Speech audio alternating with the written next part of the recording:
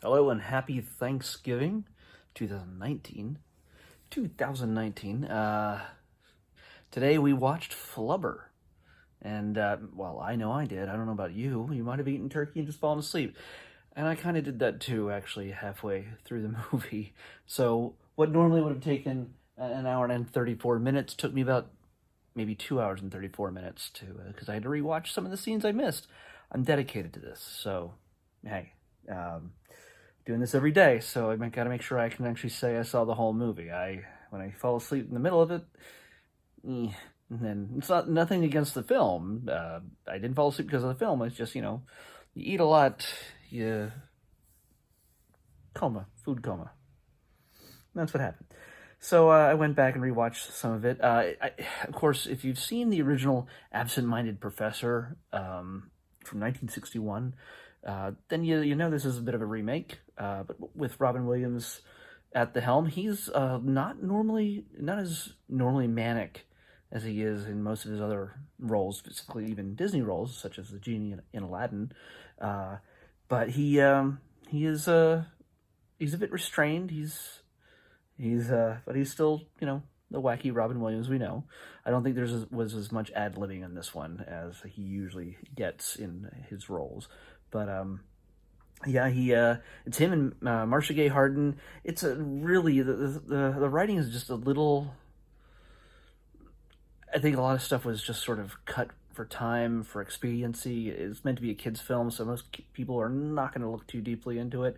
Being an adult, I kind of did. By the way, I think John Hughes co-wrote this. This is technically a John Hughes film, unless there's another John Hughes that writes that's films. But John Williams is credited as the co-writer. It's let's see here. Hold on. Let me make absolutely sure.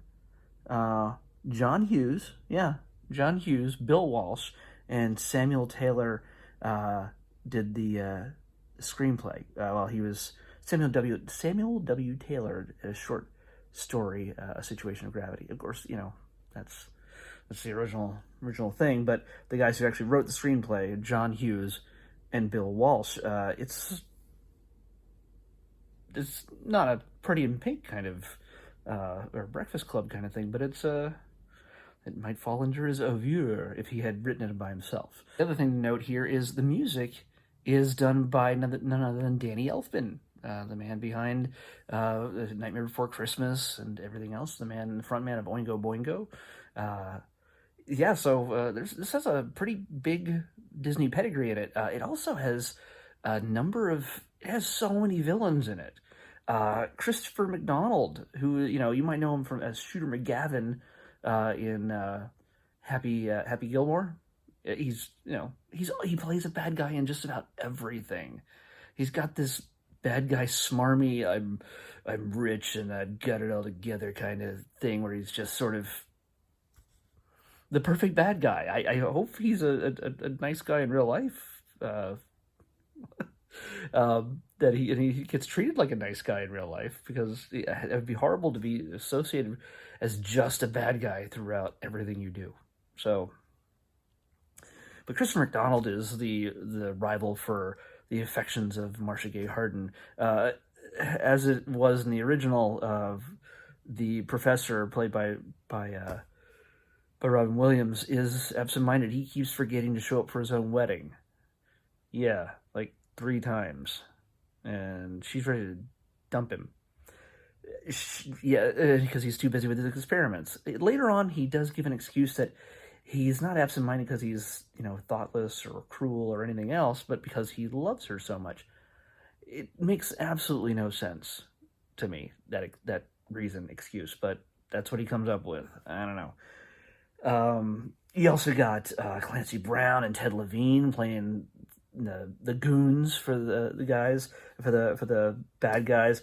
Raymond J. Barry, you might recognize him as a role of Raylan's dad in Justified. If the people who watch Justified also watch Disney Plus, I have no idea. Well,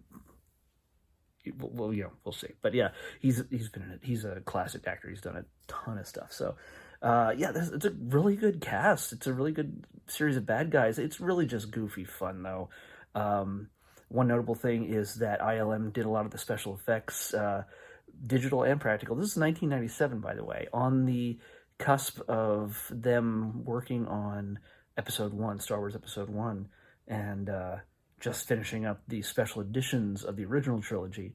And the robot assistant Weibo, it's like a floating yellow droid kind of thing that assists him, has a female voice, which you might recognize as Jodie Benson.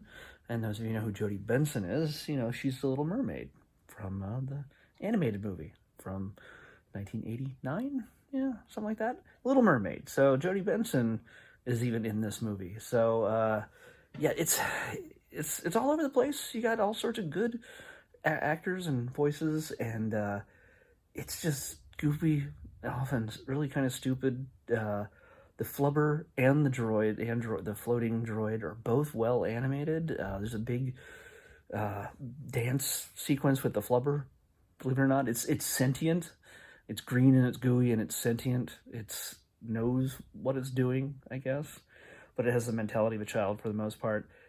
Oh, speaking of children, this movie also basically goes out of its way to traumatize the next-door neighbor kid who's afraid of monsters outside his window, is afraid of all this.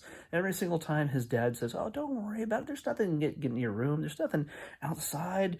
Flubber comes smashing against the window and freaks him out. And all the way to the end of the film, seriously, it just keeps harassing this kid. He's gonna have nightmares. He's gonna have to go into therapy for the rest of his life because of Robin Williams and Flubber. Yeah, so it's, you know, even Will Wheaton shows up in this thing. That's one other person I wanted to mention. Will Wheaton from Star Trek: The Next Generation, Wesley Crusher, shows up, and he plays the douchey grandson of the guy who threatens to steal Flubber, or I don't know. Everybody's out to get Robin Williams in this, so yeah. So anyway, he doesn't play much of a threat, but he gets to play a jerk in it. So okay, but yeah, if you're looking for some lighthearted fun, check it out, and you haven't seen it yet. The other original Absent-Minded Professor is also available on Disney Plus as well. So we're going to check out what tomorrow is for Black Friday. What are we going to watch on Black Friday? Oh, the thing reset because I had to get a new... everything reset. That's just my reasoning here. But we're going to generate a new number, and it is 202. We're still low numbers. Low numbers. Let's give us 202. We've been in the hundreds for the last 3 or so selections. So let's bring it up to 202. And 202 is a series. And because it's orange, it's Good Luck Charlie. Good Luck Charlie. I have not watched that. It's probably a kid's series. So I'll watch a few episodes of that. Pick the ones you like. And we'll take it from there. So see you tomorrow.